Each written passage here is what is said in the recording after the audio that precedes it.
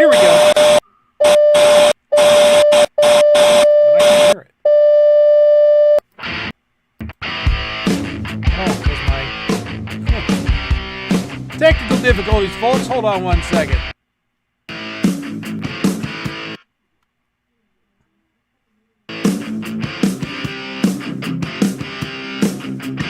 Hey everybody, I'm Mike. This is Budget Guns and Gear Reviews, and you are watching The Right to the People, where we use the first to defend the second every Friday night at 11:30 p.m. Eastern.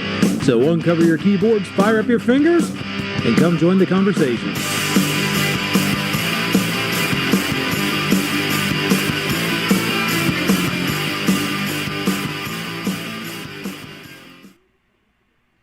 Hey, this wouldn't be my show without technical diddlies, you know? So, there you have it, folks. Technical difficulties and all. This is the right of the people. I mean, that's how you know it's the right of the people, because something went wrong already, right? Anyhow, it is Friday, the 10th of January, 2020.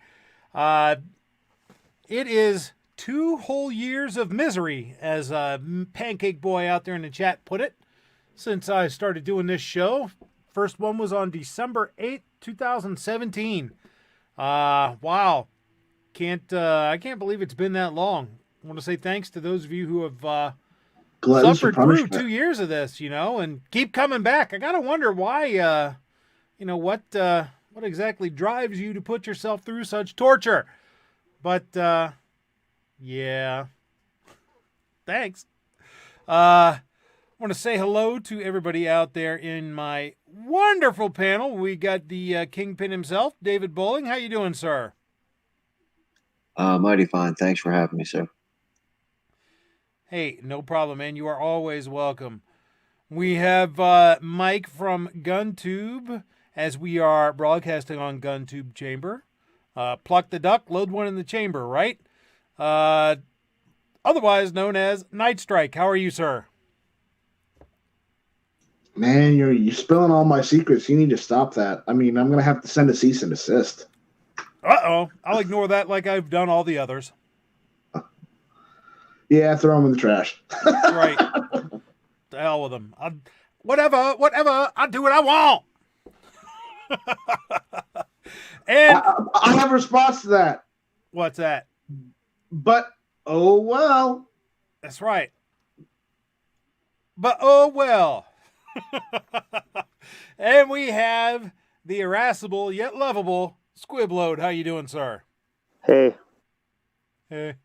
Well, did you turn into Buckley from King of the Hill? Hey. Yes, apparently. Out there in the chat, first on the scene was Glimtech Arms. Close second was Grim 90, then Kingpin, Roll Call 219. 7 Wonders out there wondering who be hating. Whoever thumbs down my live stream before it even starts. But as I always say, engagement's engagement, so thanks. Gun Loving Grandpa's out there. Let's see, who else? Guitar Man Pete, how you doing? He says, and thus to tyrants, exactly. Pancake Boy Midnight Range TM is out there. Kinky Sphincter, Bo Weevil. And so far, that's it.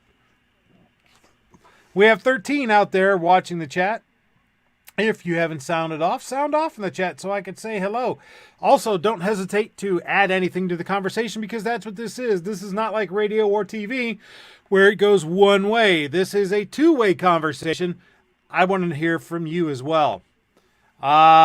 So if you're out there and you happen to like this conversation, hit that thumbs up for me. That helps out the channel a lot. Helps us get recognition on our videos. Helps YouTube know that people like this and might want to watch it. So, thanks. Got a lot to talk about.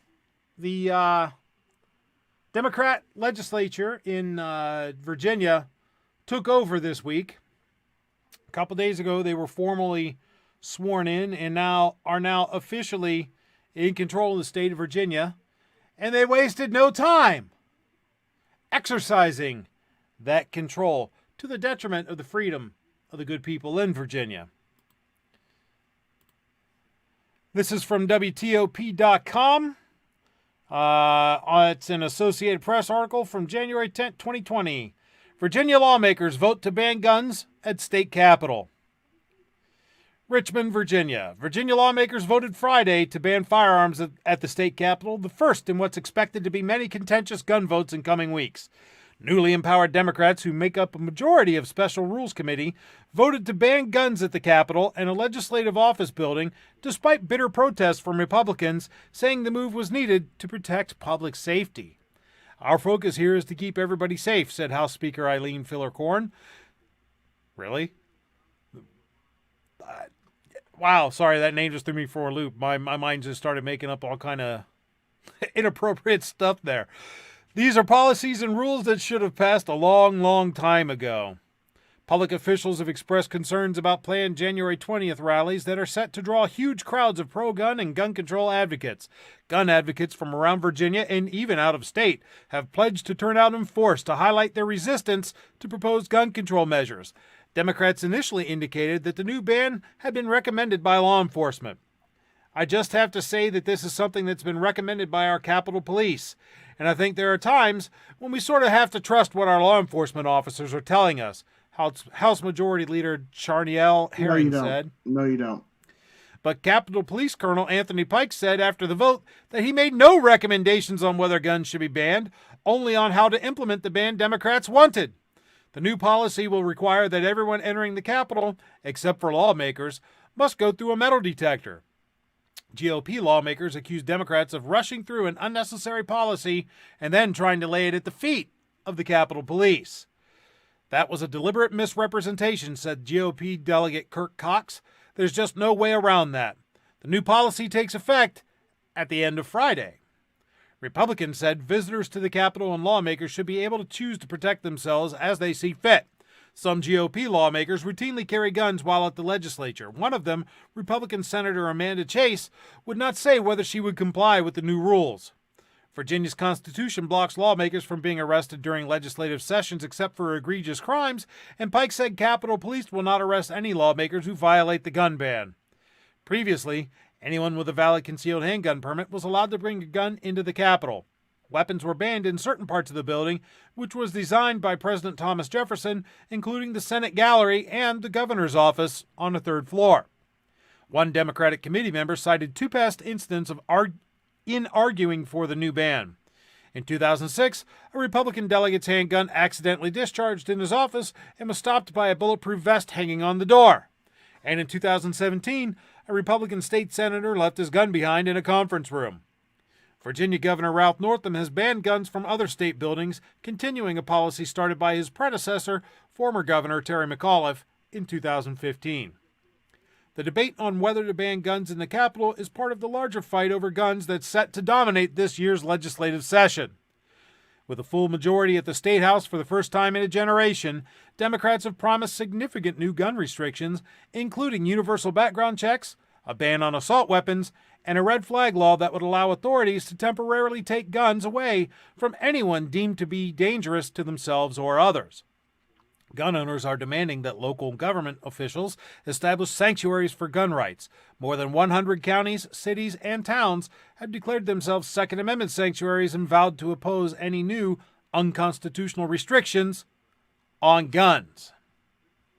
So they wasted no time in imposing their will upon you, you worthless little peons, because they don't have to obey their own rules.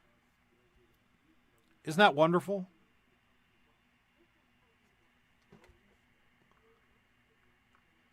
So, okay, what do we have here in the chat? Let's see.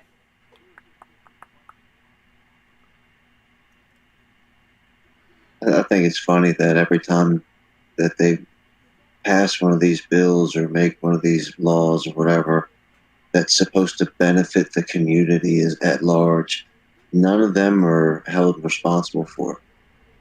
Like, Medicare for all or Obamacare or the stupid gun control. But the people in the government seats don't have to pay any attention to that stuff. They still get private health care. They can still carry their guns. Yep. Or if they get caught with a gun, they won't get in trouble. Yep. Midnight Range TM, yes, they just said that they won't prosecute state representatives who fail to follow their own policy. Virginia Patriot, welcome to the show. I don't believe I have seen you out there before. Couple things. Number one, please don't send one-word messages like that. Just say it all at once. Number two, we try to keep things at least PG-13 around here. So, I'd just wanting to put that out there. My mods are pretty much on stuff like that. So, kind of. I'm only allowed one a show, guys. One. Yeah, that's right. And usually it's mine. But in any case, welcome to the show. I hope you like what you have to. Hope you like what you see here, and please do feel free to be part of the conversation. As I said earlier, this is very much a two-way street, so I definitely want to hear from you, particularly since you're boots on the ground in Virginia. Midnight Rain says, how in the hell is it okay to openly say they won't prosecute reps, but will prosecute regular people? Well, there are two sets of rules in this country, or at least in Virginia now. One for them, and then all the rest for us. That's the entire reason that they wanted to keep people safe.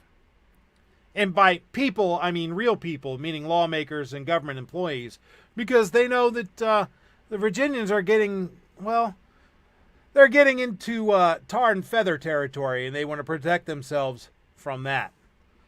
Because it ain't over in Virginia yet. This has just begun. And their efforts at tyranny have just begun. The ban on guns in the Capitol building and grounds aren't that isn't all they have in store. Virginia Dems, this is from BearingArms.com, introduce new gun and ammo bans as session begins. This is from January 8th by Cam Edwards. Virginia Democrats have introduced a revised ban on so-called assault weapons that requires existing gun owners to register their firearms with the state and also bans outright the possession of magazines that can hold more than 10 rounds, as well as a ban on suppressors and trigger activators, quote-unquote. According to the legislative summary by Delegate Mark Levin, HB 961, the bill makes it a Class 6 felony to import, sell, transfer, manufacture, purchase, possess, or transport large-capacity firearm magazines, silencers, and trigger activators, all defined in the bill. Any person who legally owns an assault firearm, large-capacity firearm magazine, silencer, or trigger activator on July 1st, 2020 may retain possession until January 1st, 2021. Why, isn't that big of them to give them some time to either during that time, such persons shall render the assault firearm, large-capacity firearm magazine, silencer, or trigger activator inoperable, remove the assault firearm, large-capacity firearm magazine, silencer, or trigger activator from the Commonwealth, transfer the assault firearm, large-capacity firearm magazine, silencer, or trigger activator to a person outside the Commonwealth who is not prohibited from possessing it, or surrender the assault firearm, etc., to a state and local law enforcement agency. Under the terms of this bill, every ammunition magazine in the state of Virginia that can accept more than 10 rounds would have to be permanently modified to only hold 10 rounds, destroyed, turned over, or removed from the state. This language is very similar to the language of New Jersey's magazine ban, which is currently being challenged by residents in court. Suppressors would have to be turned in, destroyed, or removed from the state of Virginia as well. No compensated confiscation here, just Mr. and Mrs. Virginia, turn them all in. Now let's take a look at the revised ban on so-called assault weapons. First, here's how HB 961 defines assault weapon. 1.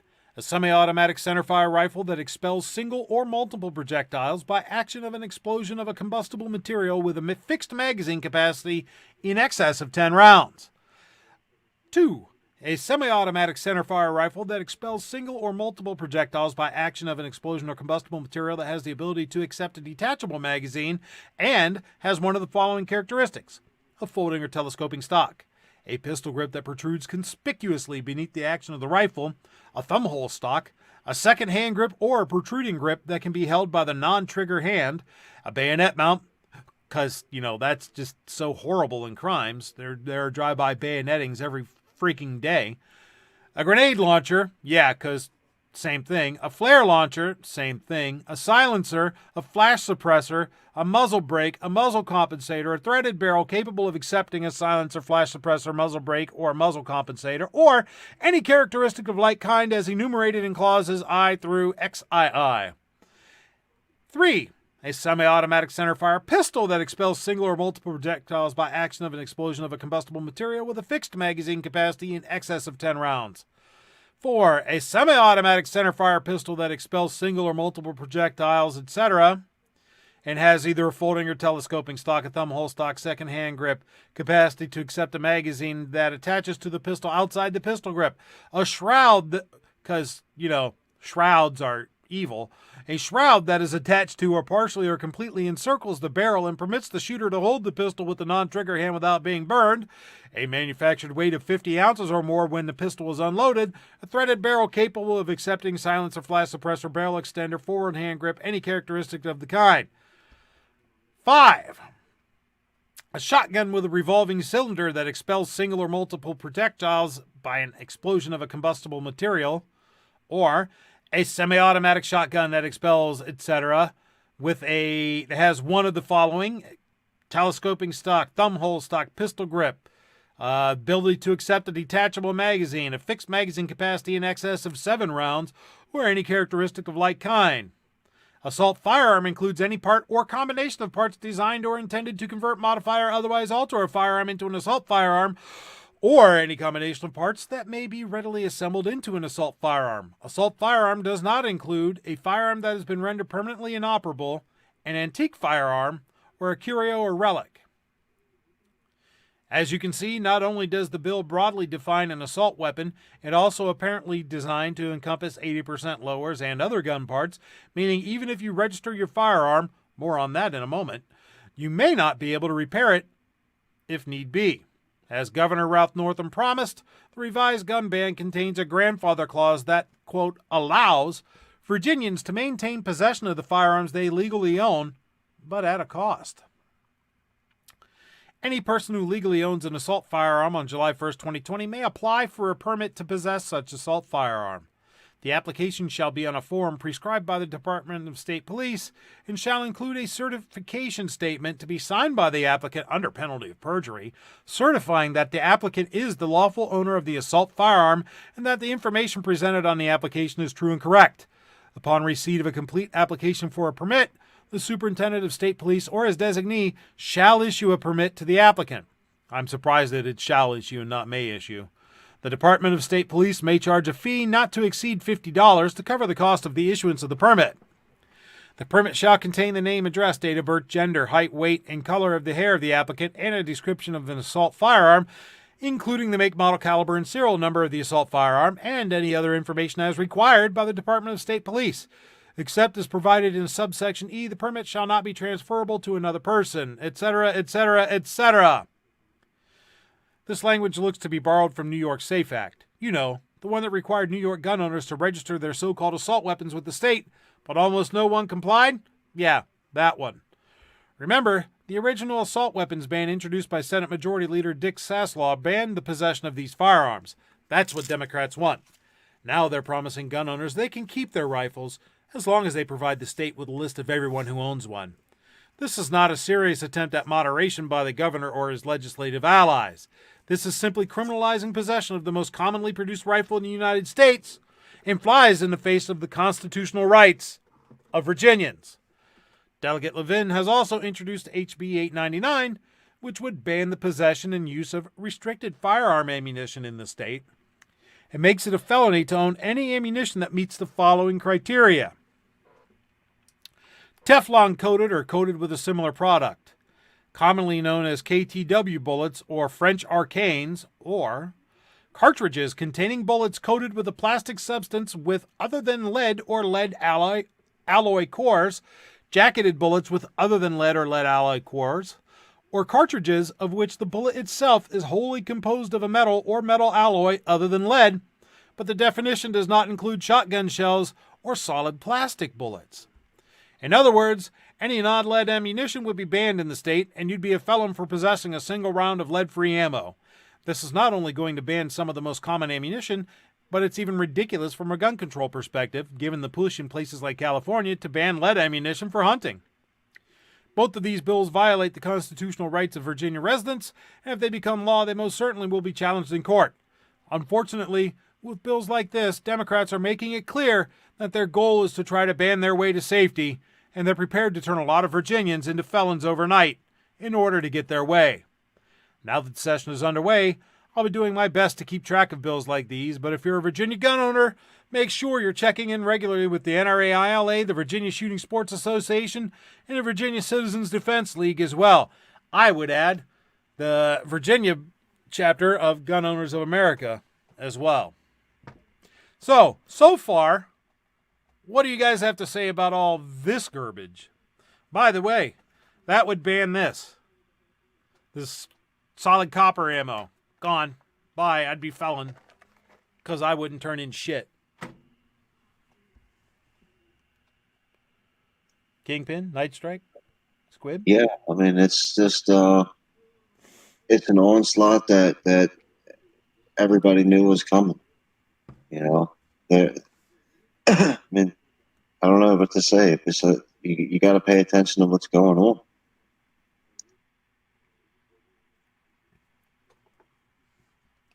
Let me go out to the chat. Mm-hmm. Let me see.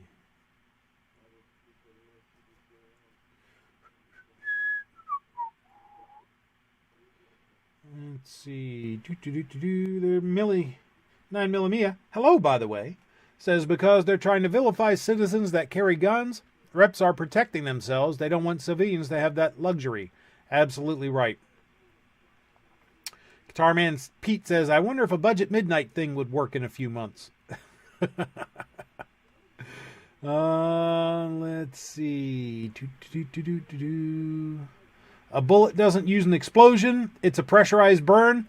Tell them to go beat sand. Exactly. So I guess really their law doesn't ban anything because, as we know, bullets aren't driven by explosions. They're driven by fast burning of the propellant, which creates an expanding cloud of gas, which pushes the projectile down the barrel. But don't let facts get in the way of the agenda, right? Besides, it depends on what the definition of is, right? Kingpin, you said it out in the chat. Since these people don't care or understand what words mean, let's change the word relic to mean every single gun. Yeah, I mean, they do it all the time. Look at what they did. They changed the meaning of man and woman. Yeah, when it talks about the application has to put down your gender, hey, I'm a meat popsicle. That's my gender, meat popsicle.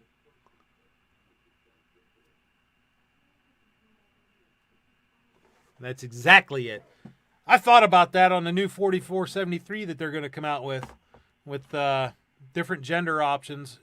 I'm telling you, I swear a holy oath here. If they put an other on there for gender, I am going to write on my next gun purchase, meat popsicle. That's what I identify as. That's my gender. And we'll see if they will accept that. If they don't, you got a massive, massive media lawsuit on your hands. Oh, yeah. Have to. Got to do it. But, as you said, none of this is unexpected. We knew this was coming. We knew it.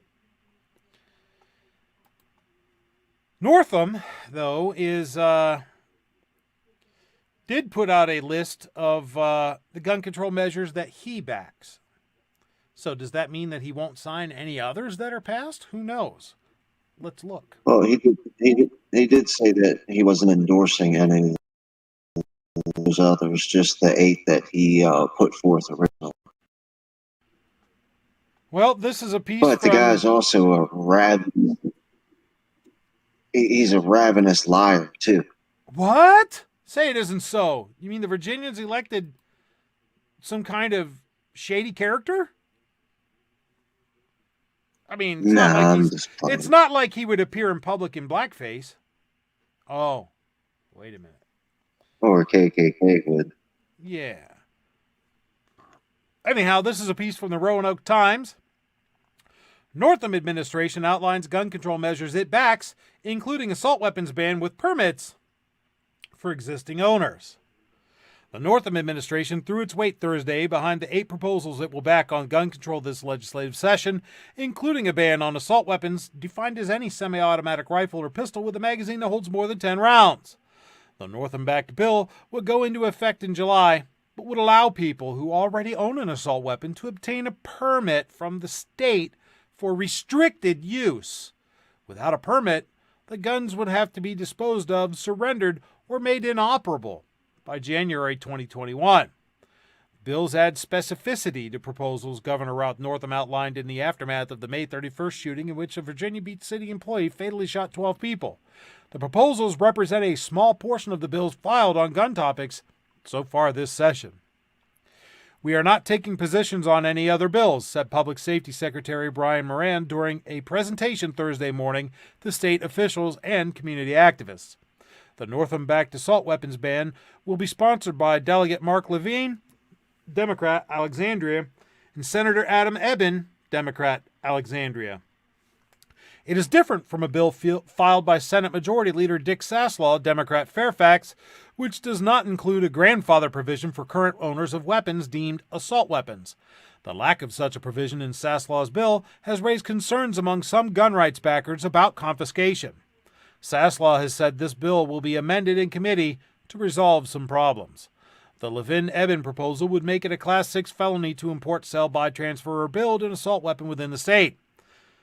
The definition of an assault weapon under this bill, it goes to say what we already talked about. Northam's package also includes a red flag law proposed by Delegate Rip Sullivan, Democrat, Fairfax, and Senator George Barker, Democrat, Fairfax, which would remove firearms through a legal warrant from people deemed a risk to themselves through what is called an extreme risk protective order. Republicans have expressed concern that this type of legislation would violate due process rights for people deemed in crisis. This protective order may only be obtained by law enforcement or Commonwealth's attorneys, Moran said. So, this isn't neighbor against neighbor or ex-spouse, those situations. Moran added that after 14 days, the issue is referred to a circuit judge who would hear the case and decide how to move forward. We addressed due process, he said. Northam's budget includes $3.6 million and 10 Virginia State Police positions over 2 years to implement the law and other related bills. Moran said that despite high tensions over gun control, the administration is optimistic about enacting its package. We expect these bills to pass, he said. Clearly the opposition of these bills expect them to pass, otherwise you wouldn't have the sanctuary movement sprouting in the Commonwealth. The Virginia Citizens Defense League says that 125 counties, cities, and towns in Virginia have backed Second Amendment sanctuary resolutions in which local government leaders pledge not to enforce gun laws they deem unconstitutional. Virginia Attorney General Mark Herring says such resolutions have no legal force. The Northam-backed legislative package also includes legislation filed by Delegate Ken Plum, Democrat, Fairfax, and Senator Louise Lucas, Democrat, Portsmouth, calling for universal background checks. Right now, only federally licensed firearms dealers have to conduct background checks. Legislation by Delegate Mike Mullen, Democrat, Newport News, and Senator Janet Howell, Democrat, Fairfax, would ban people with a restraining order against them to possess a firearm. The restoration of the one handgun a month law that was repealed in 2012 with legislation filed by Delegate Jeon Ward and Senator Mamie Locke, both Democrats from Hampton. A proposal to require the reporting of lost and stolen firearms subject to civil penalty as high as $250, filed by Delegate Jeff Bourne and Senator Jennifer McClellan, both, wait for it, Democrats from Richmond. Legislation that would subject anyone who recklessly leaves a loaded, unsecured firearm near anyone under 18 to a Class 6 felony. Howell and Delegate Cliff Hayes, Democrat Chesapeake, will carry that legislation. Delegate Sia Price, Democrat Newport News, and Senator John Edwards, Democrat Roanoke, will sponsor legislation to allow local governments to regulate firearms in their jurisdictions. It also would repeal a law that bans localities from suing gun manufacturers and dealers. You know, this is all stuff we knew was coming. But this is the stuff that Northam says that he'll back. I gotta digress a little bit here. Earlier today, I published shared on my Facebook account a tweet that I responded to from AOC. And a guy called me to task saying that this wasn't a good way to grow my brand, that gun owners are about 50-50 Democrat-Republican. And he's probably right. That I'm alienating half of my potential audience with that. And he's probably right. But on the other hand, what political party was every single one of those people from? I'll wait while someone answers. Democrat. Democrat. Every single one. Not a single one of those proposals would put forth by a Republican. So you have to ask yourself, why do we even try to get some of the Democrats to vote for somebody other than a Democrat? Well, the only way we can, convince them is say, well, do you like your guns? And if they say yes, well, then don't vote for your party because your party is led by individuals that don't want you to have guns, but it's okay for their 24/7 security detail to have guns. Okay, yeah. This is my problem with gun control in itself. They're not they talk about getting rid of firearms, and I would be okay if they were talking about total pacifism. Okay, where everybody lays down and gets rid of all their weapons. I would be okay with that because that's all across the board. That means nobody has weapons over anyone else. But the problem is they're not going for total pacifism. What they're going for is control and confiscation because they're not giving up their security details firearms. They're just giving up your right to have firearms. You know what total pacifism gets you? When every single person puts their guns and knives and baseball bats and any kind of dangerous implement down, the biggest, strongest guy in town kicks the crap out of everybody and becomes the ruler. Yep. Those who forged their swords into plowshares end up plowing for those who didn't. That's how that works. I mean, if we want to go back to where there was no guns, if we take it all the way back to, say, caveman time, the biggest, strongest caveman got all the cool stuff because he'd smash you over top of the head and take it. And if he didn't have a stick, he'd just use his hand. Well, I was making a point, Kingpin. Well, no, I understand your point, but that's just another flaw in the logic of the people that actually think that's possible. I know you're just, talking, but there's people out there that really think if guns were not a thing, everything would be safe and nobody would get hurt or die. No, the biggest, baddest guy who had the more muscles than you would just kick the shit out of you. And there's my one. With the red flag laws, everything that you just read there is exactly how the red flag law was sold in Maryland. Only the cops and only mental health specialists, they even said not your next door neighbor or girlfriend, which is a total lie. Yeah, because who's going to bring this to the cops' attention? They just going to magically know, my spidey sense is tingling. That guy needs to have a red flag. No!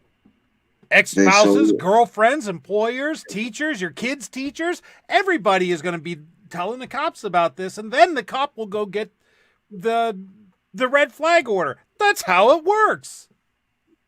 I mean, they already lied about the no guns on the Capitol thing, saying, oh, the Capitol Police want it, and the Capitol Police are over there going,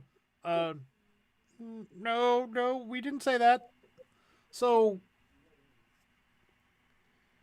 they pushed it that, well, don't you want to keep guns out of dangerous people's hands? And that's how they get the people that don't pay attention. Of course, I'll sign that. I don't want bad people to have guns. Except that the dangerous people aren't going to obey that law. Therefore, you need to have guns in the hands of the good people. The most devious part about the red flag laws is due process is built in. Yeah. There's due process all through it. but there's commas, and then there's that word but. Yep. And that's when the extreme risk part comes in. So all the other stuff where you actually get due process and they send you letters in the mail and you turn in your guns and you get a court date and all that kind of stuff all gets skipped out because all I have to do is say, I'm afraid right now. Yeah. And then they come to the stuff. And that's the thing. They take the guns first, due process later. Thank you, Don. Thank you, Donald, for that. Got some new faces out there in the chat. I want to welcome, goodness, well, now where are they at? Saw a couple people out there. British Comedy Bronco, Rothschild, Triple Agent. Wow. That's a new one on me. Welcome to the show. There's a couple of Taco. Don't think I've ever seen you out there. Welcome. Let's see. Who else is out there that's new? Janet Schwartz. I don't believe I've ever seen you. Welcome. Glad to have you. Hey, feel free to chime in. Let's see. Matter of fact, Janet says, we argue our side wrong.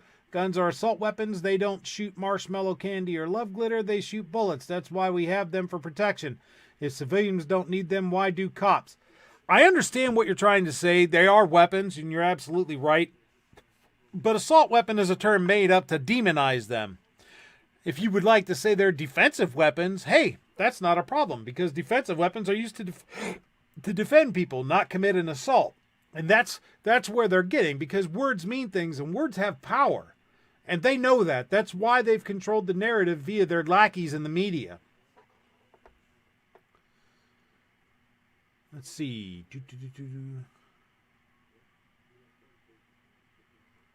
So, yeah. Virginia is a cesspool right now of infringement. It's unfortunate, but it's going to happen.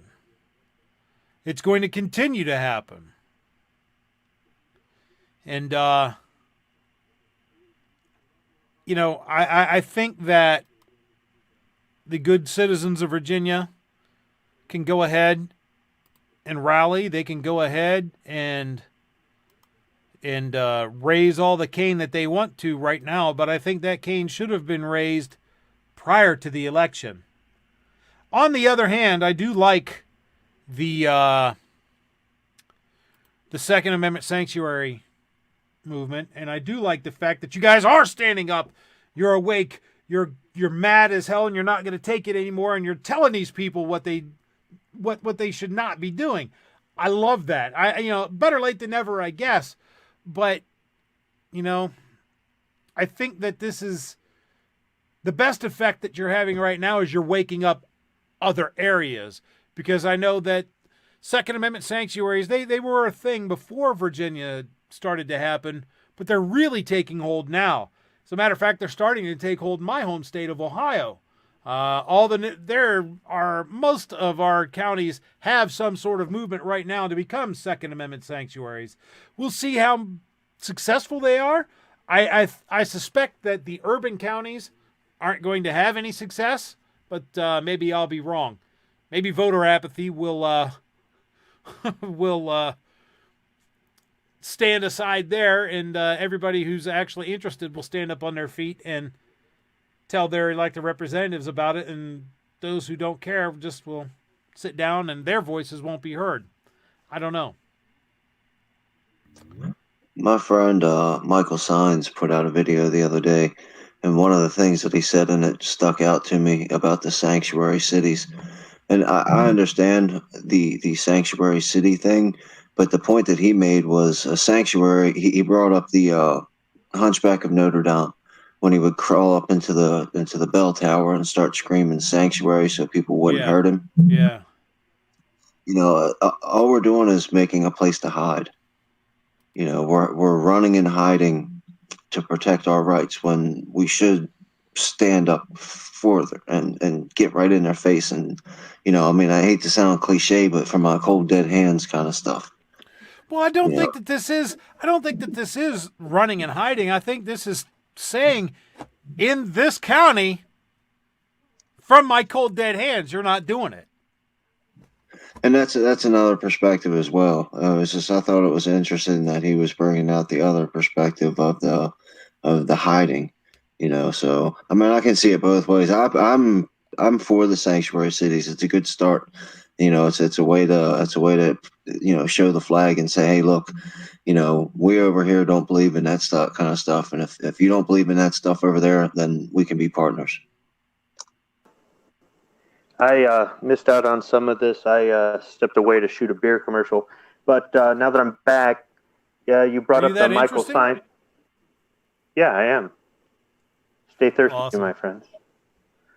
So you brought up the Michael Signs video, and full disclosure, I know him. I've been on live shows with him, and he's a good guy.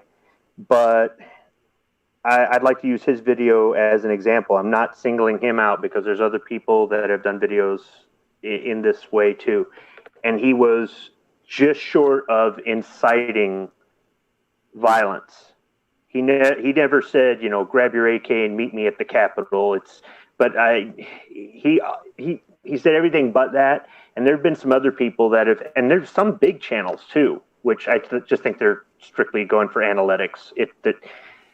Here's the thing. Most of the people out there that are shouting, don't take this the wrong way, Night Strike, shall not be infringed on their channel and saying we need to do something, we need to act now, we've waited too long, blah, blah, death to tyrants, blah, blah. They're the last person to show up. They are going to be, they either don't have the means or they don't have the guts. The next thing is when the bullets start flying, they're the first ones to run away.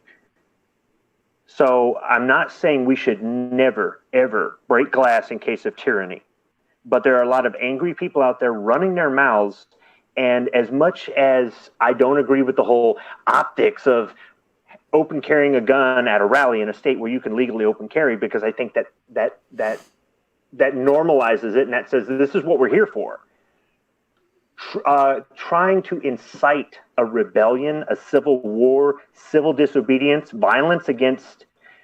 I've said this before. I can't remember if I've said it on this show, but I know I've said it on air before. So that security guard at the Capitol building that's just shown up for work that day, who's doing his job, who has a family at home and bills and a regular life just like you, who's just showing up, you're just going to go up there and blow his brains out for no reason at all other than he's guarding this building. They're full of these tyrants.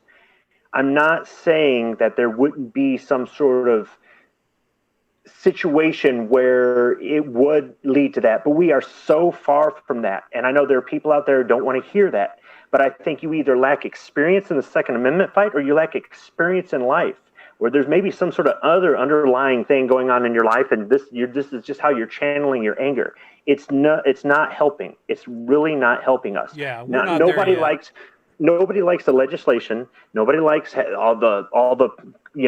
gun rights organization is sticking their hand out right now, and they're using fear to fill their coffers.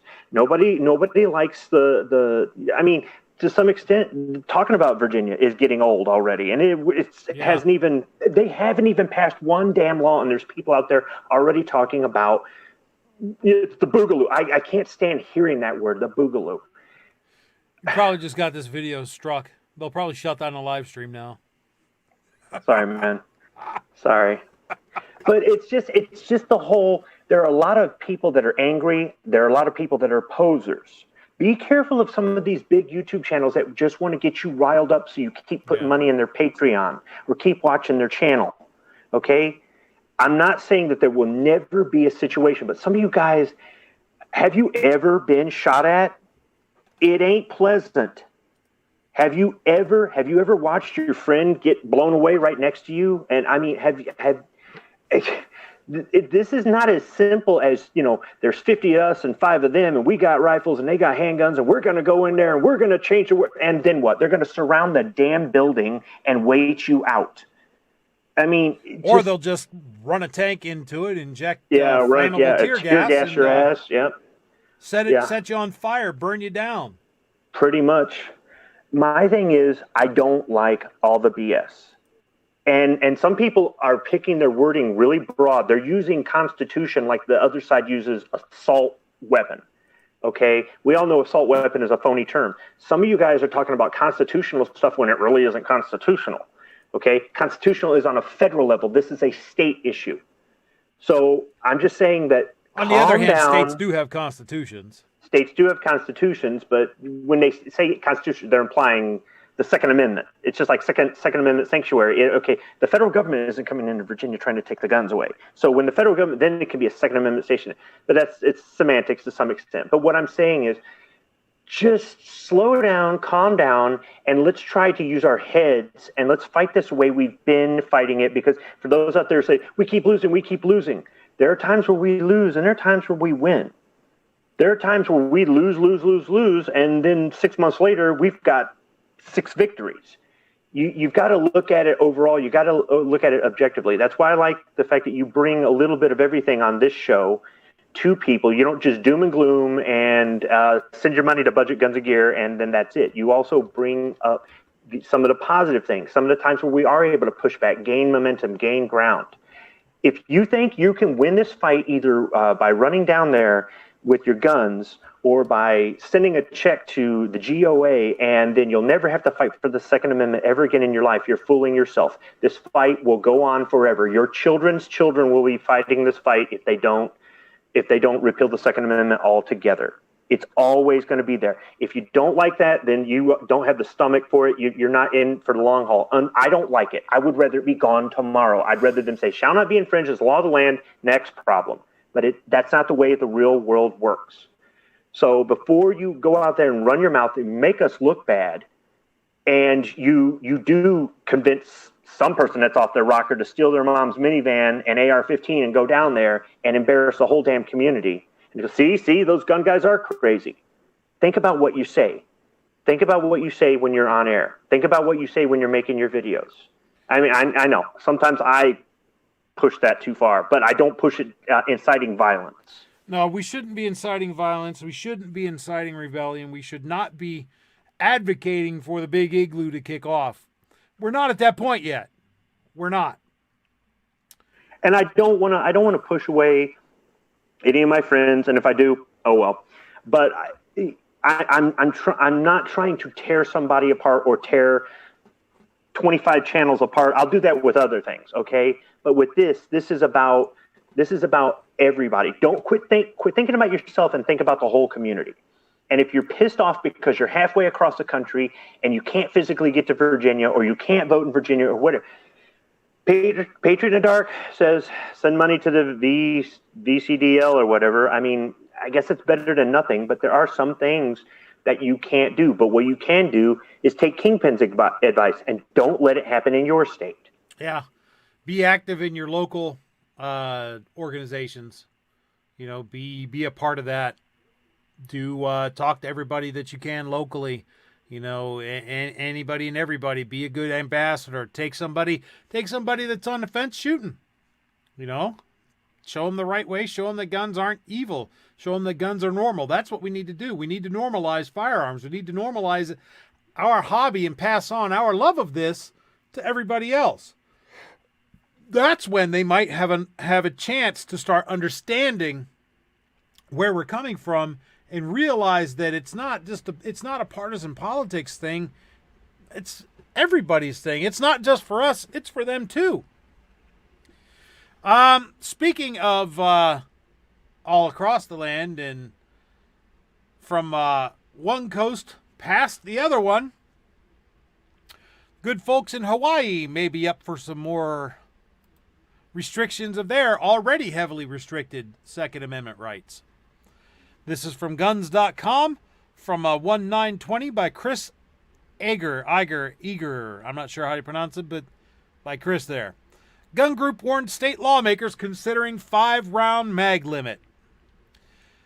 Pro-gun advocates in one state are warning that lawmakers, in conjunction with police officials, could set a magazine capacity limit as low as 5 rounds.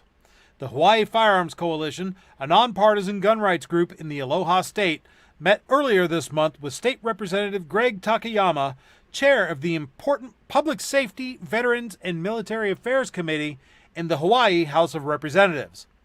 The reason for meeting with Takayama, a Democrat, is that his committee frequently hears gun bills first. What the HFC found out was that an updated magazine restriction will soon be on the table in the state. Whilst it was unclear what the actual number will be, Representative Greg Takayama gave the impression that the starting point would be 5 rounds, said the HFC via social media. This would not only significantly reduce the number of rounds in rifles, but would also reduce the number of rounds allowed in pistols by 50%.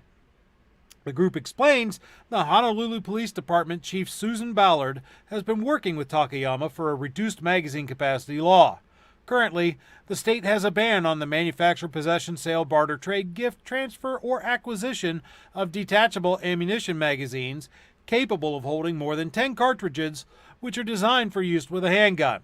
Mags originally built to a higher standard capacity are only legal if they've been modified to comply. While Hawaii Democrats have long had single-party control over both the state legislature and the governor's mansion, passing a 5-round restriction on magazines could set the stage for a legal challenge. In 2013, New York Governor Andrew Cuomo's SAFE Act dropped the limit on magazine capacity from 10 to 7 rounds and was challenged successfully in federal court. That decision was affirmed by the U.S. Second Circuit. Gun rights attorney Alan Beck, in noting the alert from the HFC, said, "If a 5-round magazine limit is passed, I will fight it in court." For those of you who don't know, Alan Beck does a lot of work on behalf of the Second Amendment Foundation, and I have always said that if you're going to funnel money to just one, that's one you need to funnel it to is the Second Amendment Foundation. It's $15 a year, $150 for a life membership. It's inexpensive, and the work that they do is so important. You're kind of a fool if you care about the Second Amendment and our gun rights, and you don't help the Second Amendment Foundation out. They have 80% of existing pro-gun case law is a direct result of their efforts. So www.saf.org to help them out. And no, they're not paying me and I don't get a dime from it. I just happen to believe in their cause greatly.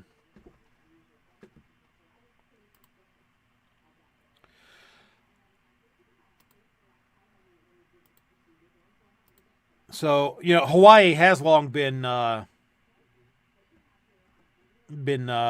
anti-gun, and this doesn't surprise me at all. So, watch that. I think that that would be a good one, given that it's all, especially if the Ninth Circuit were to rule in favor of Hawaii, that would set up a if one circuit says one thing, another circuit says another, that's the kind of thing SCOTUS likes to hear when the circuits are split. So that might be an interesting case to watch if this 5-round magazine limit passes and gets upheld at the federal court level by the Ninth Circuit.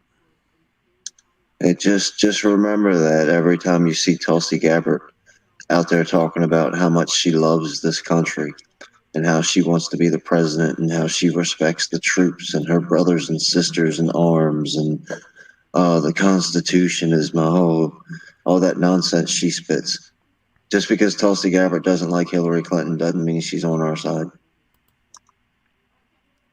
Yeah. But wait, there's more. Because maybe Texas might be poised to start down a rather dark path. And it was hard to believe for Virginia. It's real hard to believe for Texas. Look what happened in Virginia. And those same people that flipped Virginia do have their sights set on the Lone Star State. Hey, Ghost. How you doing? Yeah, he says Virginia is also trying to pass a bill that says you can't have cell phones until you're 21. That's the kind of statist, protectionist, nanny state controlling garbage that they voted into office there. This is from Hill Country News, Texas Tribune analysis by Jim Henson and Joshua Blank. Analysis: why Texas Republicans are launching trial balloons on gun laws. Oh, really? Sign up to keep reading? You're going to do this to me? Oh, seriously. That's irritating. Hold on a minute. Let me go back to the main. You guys discuss while I sign up for this garbage, because I really want to read this. Now his inbox is going to be full of spam. That already is.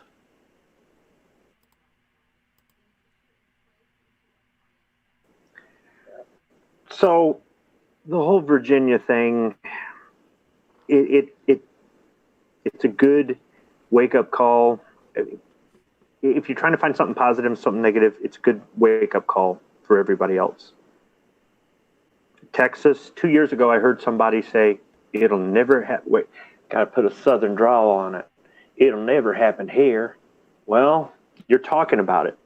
Now, I've heard people say that the state's changing because all these people. This is what I want to know. If everybody's coming in from California, these other states, who the hell's left in California? Because if they all move out of California and there's nobody there to vote left wing, then I'm moving to California again because it was nice, except for the laws and taxes. Don't worry, all the illegals are going to vote Democrat. Well, yo hablo español, so I'm good, and I drink Mexican beer, so I'm good. But I'm just saying that, I'm not going to say here in Michigan it'll never happen here, especially after the last election. Fortunately, our governor has been too busy with other stuff to even think about guns. But if she gets some crazy ideas from Virginia, I think she'd more likely get it from a neighboring state, and that's the other thing. I mean, if I was living in West Virginia or North Carolina, I'd be more worried than, say, somebody living here in my state. But it doesn't mean that, it won't spread. So we can spread it one way or they can spread it one way. If they spread gun control, that don't help. But if we spread get off your lazy ass and get to the polls, then it'll help.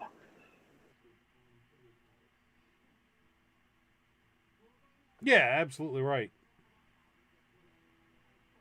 What's this? Enrique Sonora. Our new mayor has created a task force to educate gun violence. He's going to teach gun violence. Oh, my goodness. Going to teach gun violence? Oh, that's funny. If I'm reading this right. I think Enrique's in the same place G's in. And poor conservative, I used to live in California. It's actually really nice out there, but yeah, it's expensive. The taxes are high. The laws are BS. But it's every single day the weather is nice. It really is nice out there. If they just, get rid of the lawmakers, I might deal with the taxes to live there. Don't worry about the earthquakes and wildfires. The news blows it out of proportion. So far, Arizona's really dodged a bullet with Kirsten Sinema. So I mean, she's also got her fingers in the pot. So hopefully she stays quiet and not as crazy as she seemed during the campaign.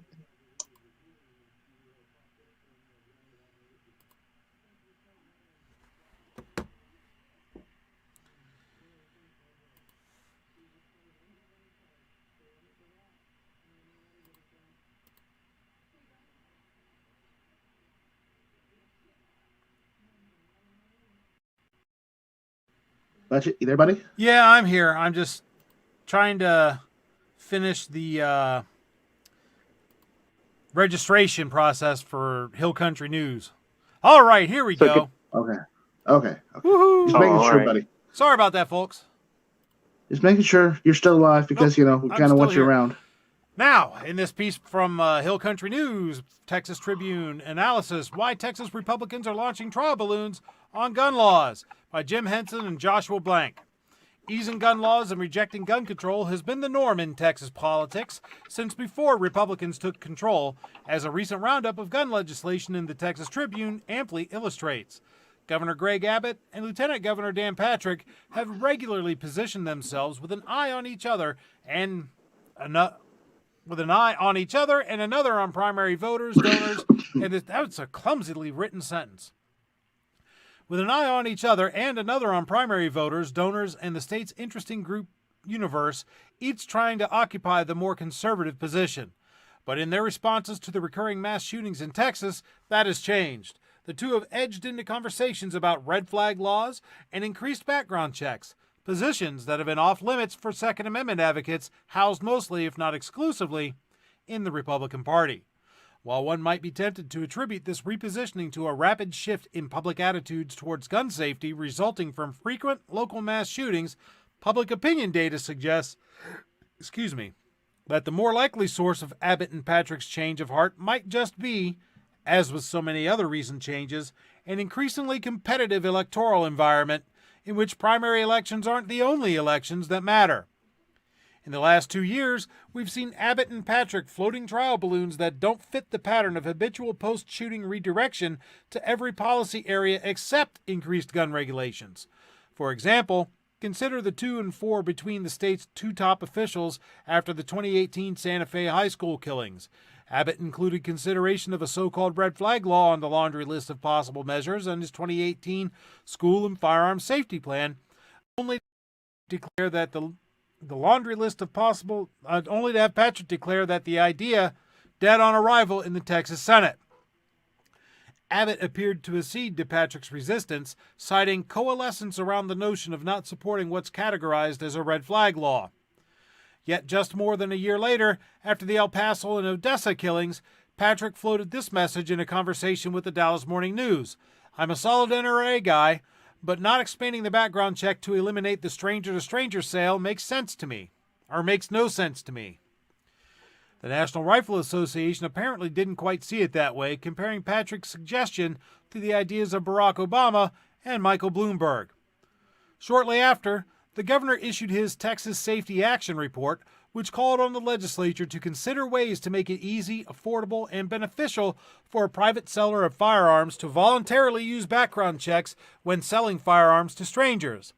It wasn't exactly a call to arms control, and certainly didn't include a call for a special session in which lawmakers might actually act, but it was widely interpreted in the context of the significant public attention paid to the 2 recent shootings and to the lieutenant governor's comments. If the views of the state's top 2 officials changed in the wake of repeated shootings, it wasn't because public opinion had changed significantly in the last 2 years. Contrary to expectations, recent mass shootings in the state have done little to change attitudes toward the regulation of guns in any significant way distinct from the slow nationwide trend towards increasing support for stricter gun control laws. In the February 2019 University of Texas Tribune poll, 49% of Texans indicated a preference for stricter gun control laws.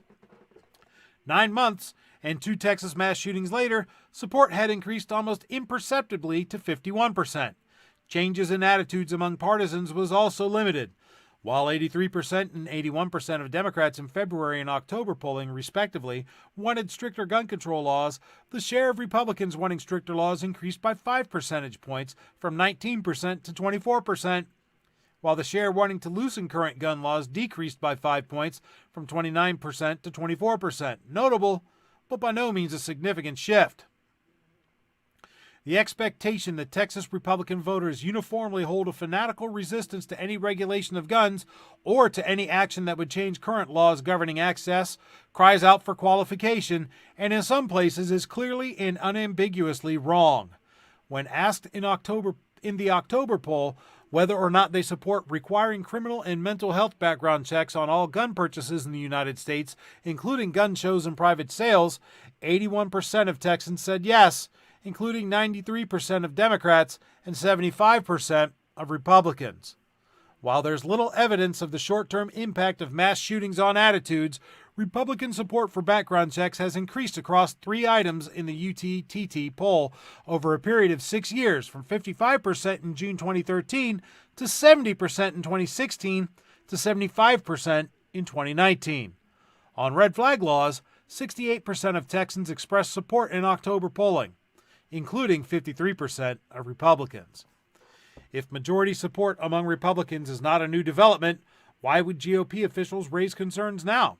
A changed perception of the level of competition between the parties in Texas has them testing the boundaries of resistance to heightened enforcement of existing laws and regulations of gun possession. Their consideration of a slight shift in gun policy is consistent with the widely recognized reorientation of the legislative agenda after the 2018 elections. In this year's legislative session, the agenda shifted from matters that lacked both broad attention and support, but appealed to the most conservative Republican primary voters, like private school vouchers, regulating bathroom access, and so-called constitutional carry laws. Geez, no bias on these people at all. New on the menu were issues with demonstrated general election appeals, such as increased funding for public schools and efforts to slow the growth of property tax bills. For all the emotions surrounding both the desire to prevent gun deaths and the fervent belief of some Texans in the primacy of the Second Amendment in guaranteeing constitutional liberties, the more mundane matters of policy ownership and political self-preservation loom over the tentative changes in Republican leaders' gun rhetoric. After Republican statewide candidates won elections by between 15 and 20 percentage points in the 2014 elections, the legislature delivered campus carry and open carry at the behest of its most fervent primary voters. Polling showed as early as 2015 that this GOP strategy was not without risks. Even then, there were clear limits to the breadth of GOP support for the expansion of gun rights. Pluralities of Republican voters supported campus carry, but most were skeptical of open carry.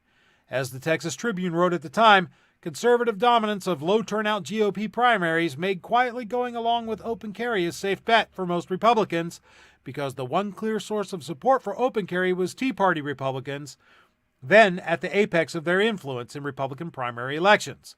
Almost 5 years later, the political terrain has changed. The 2018 elections results, where the lieutenant governor defeated his Democratic opponent by less than 5 points, and Republicans lost seats in both houses of the legislature as well as in the congressional delegation, makes the general election look more threatening to state leadership. After almost 2 decades of answering almost exclusively to their primary voters on gun policy, Republican incumbents must now consider being held accountable for their actions on the issue by a broader electorate, much of which has been skeptical of their inaction all along. So Texans, you very much need to pay attention to this, because Virginia just might be in your future if you rest easy and become complacent in the theory that this is Texas. It ain't never going to happen here. Because, well, this is Virginia. It ain't never going to happen here. Proved to be wrong. What do you guys think?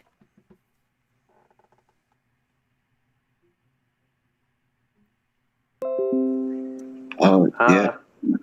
Go ahead, Scooby. No. You usually have something smarter to say than me. Oh, no. I was just kind of going to say the same as, yeah, the one thing that, if we don't unify, then we're going to continue to lose, because the people who are on, we'll just generalize and say the left, we outnumber them by far. And I'm not talking about 2A people. I'm talking about people who believe in the American dream and just want to be left alone. And Patriot talks about it all the time, trying to relate to people who don't care about guns, whether it be about your First, Second Amendment, Third, Fourth, Fifth, Sixth, private property, behind closed doors, whatever it might be. All this stuff is just a continuation, especially Virginia. Virginia's going so hard after the guns, not because they want to get guns off the street, it's because they want to implement the rest of their agenda. And it's going to be so much easier to do it if they don't have anybody except the gangbangers. And watch how fast Virginia cleans up if they sweep all the guns out of the good guys' hands. Watch how fast they sweep up crime in Virginia too. People think it's going to be rampant full of crime. No, the cops will start cracking the gangbangers' skulls. Yeah, but I'm always pro cracking gangbanger skulls.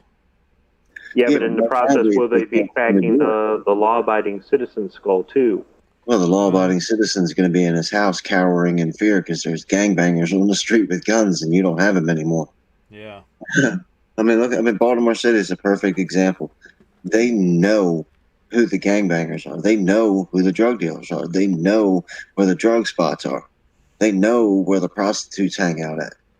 And it happens all day, every single day, and they let it happen. What? You're kidding me. I mean, San Francisco is probably more of a relatable because it gets a lot more major press. But either you're super rich or you're on the street, and there is no middle ground because all those people are moved out. And you can doo-doo in the grocery store, and, you know, San Francisco is a perfect example. They decriminalized all drug possession and defecating in the street and vagrancy and all that kind of stuff. Oh yeah, they just pull them down and whoop, there you go. Seen video of it. It's pretty doggone nasty.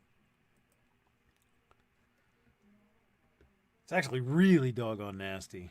But hey, Texans, y'all need to pay attention to this. Be vigilant. Stand up. Start making noise now before you're in the position that the Virginians are in. Because you damn sure don't want to be there. Ohioans, we need to do the same. And we're starting to. And that's a good thing. So let's get away from that and start going to some good news. Speaking of Ohio, we actually do have some good pro-Second Amendment news here in Ohio. Request from Akron, Cleveland, and 4 other Northeast Ohio cities a controversial provision in the state's gun laws from going into effect. In an order issued December 27th, McCarty wrote that the cities did not present convincing evidence that they would prevail in their legal challenge of the provision, which restricts communities from regulating the possession, sale, and manufacture of firearms and ammunition. She also wrote that the cities did not demonstrate that they would suffer irreparable harm by having the law go into effect, and that making exceptions for only the 6 cities involved in the lawsuit could lead to confusion across the state. The provision, part of an amended right to bear arms law, went into effect December 28th. In addition to restricting what communities can do to regulate firearms, the provision also allows gun owners who believe their rights have been violated to sue a municipality. Attorney Stephen Funk, representing Akron, Barberton, Cleveland, Cuyahoga Falls, Norton, and Talmadge, argued in the lawsuit that the law infringes on municipalities' home rule authority to adopt and enforce gun laws, including those that don't conflict with state laws. The cities also argued that the amended law could make null and void any local zoning ordinances that prohibit gun manufacturing in residential areas.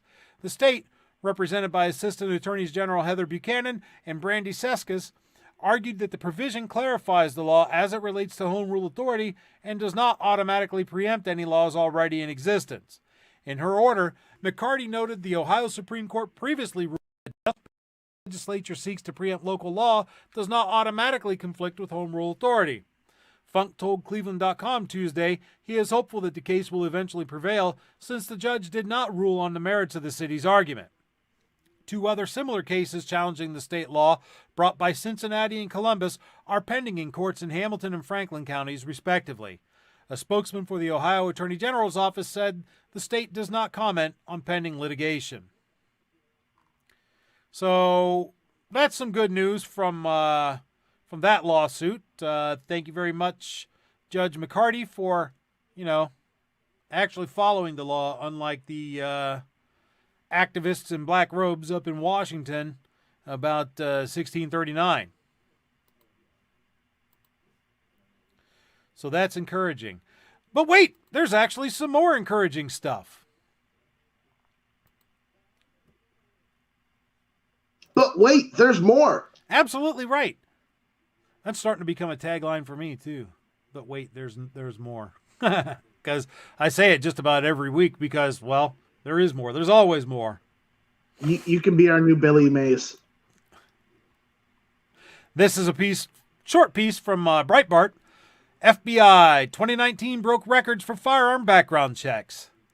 FBI figures show 2019 shattered the one-year record for the number of National Instant Criminal Background Check System, NICS, checks performed.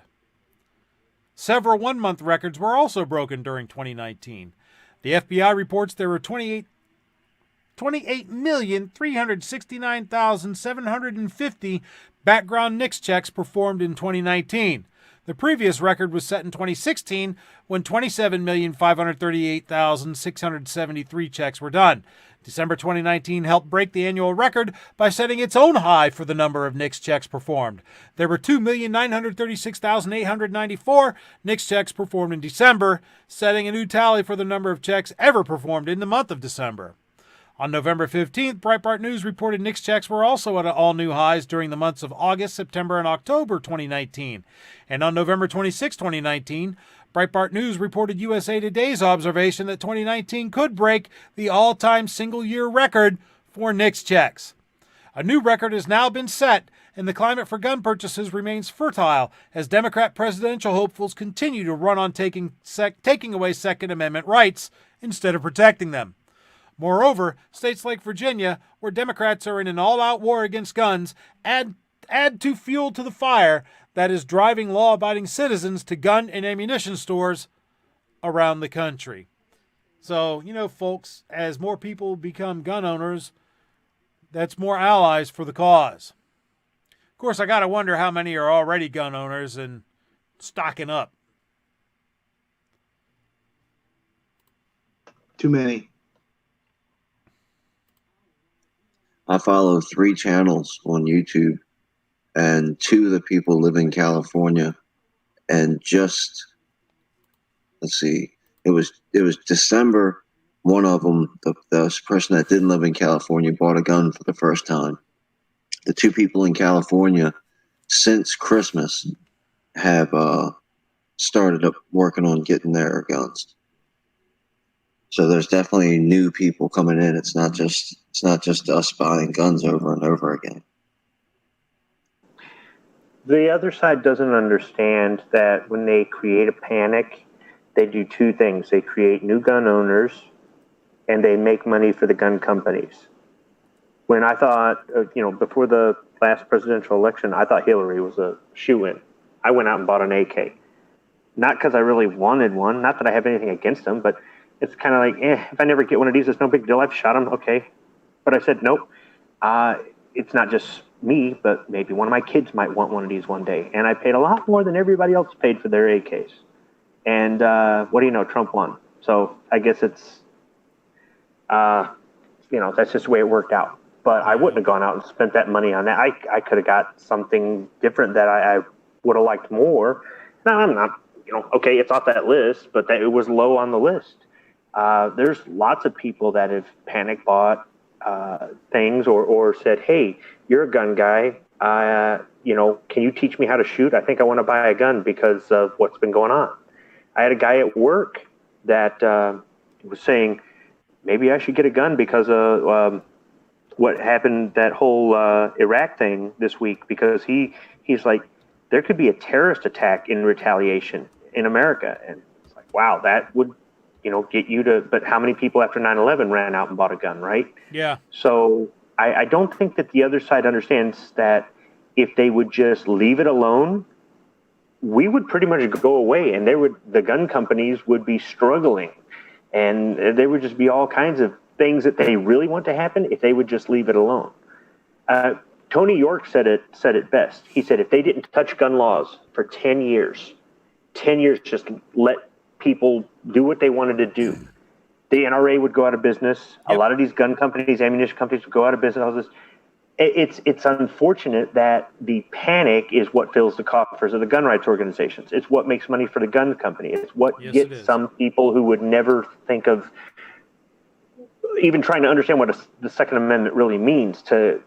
It's unfortunate, but it is somewhat fortunate. I would rather them lay off the gun laws, but look what it does. Yep. Well, and last for our main topics, but certainly not least, is something that's kind of mixed. It's a little sad, but a little hopeful as well. Henry Repeating Firearms does a lot of work with donating rifles to good charitable causes, and there are 2 of them that I would like to publicize out here. And if you guys are looking to buy a Henry, this might be one of these. Might be a good one to get, because not only are you getting a Henry rifle at a pretty decent price, you're helping a couple kids out that really need it. The first is 66 guns for Sweet Sadie. Guns for great causes benefit.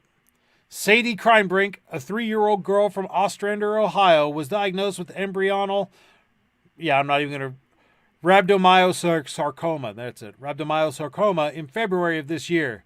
Sadie needs to undergo 66 weeks of intensive chemotherapy, so Henry president and owner Anthony Imperato created 66 unique rifles to help raise funds for Sadie's family. The proceeds from all sales of the Sweet Sadie edition will be presented to the Kreinbrink family to assist with the medical costs associated with Sadie's treatment. The Sweet Sadie edition rifle, chambered in a .22 short long rifle, is built on the new Golden Boy Silver Youth platform with a nickel-plated receiver cover, butt plate, and barrel band. The genuine American walnut buttstock is engraved with a flowing bow and the words Sweet Sadie, and configured with a 13-inch length of pole. The engravings are further embellished with a hand-painted pink fill. The limited edition of 66 rifles represents each week that Sadie must undergo chemotherapy, and each of the rifles is marked with a unique serial number ranging from Sadie 001 to Sadie 066. All the rifles are available for purchase directly from Henry Repeating Arms, with the exception of serial number Sadie 001, which will be held for auction, and serial number Sadie 010, which will be given to the Kreinbrink family. The limited edition series will be made available in 2 batches. All serial numbers currently available for purchase are listed below. Please note that all rifles will need to be shipped to a licensed firearms dealer. Help us help Sweet Sadie by purchasing a special Sweet Sadie edition rifle through one of the product listings below. And the Sweet edition rifles are sold out. How about that? Good, because they weren't earlier today.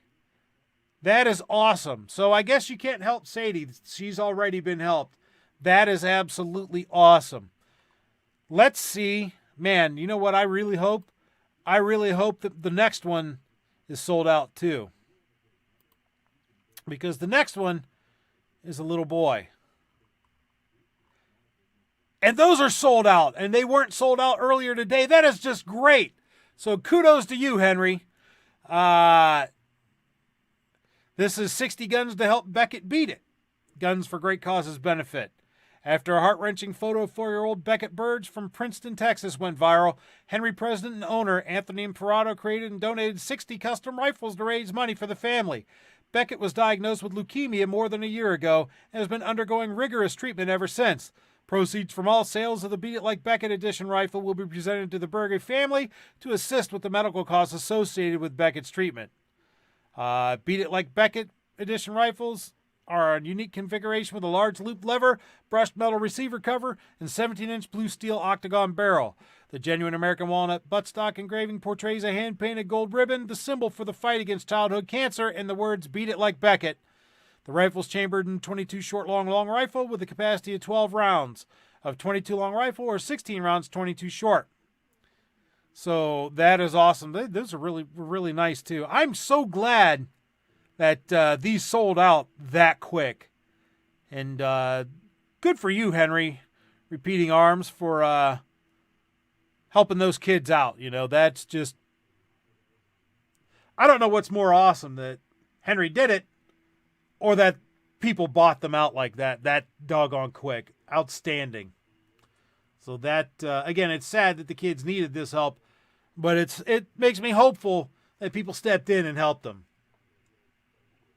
This is a perfect example of the propaganda that we're surrounded by every single day.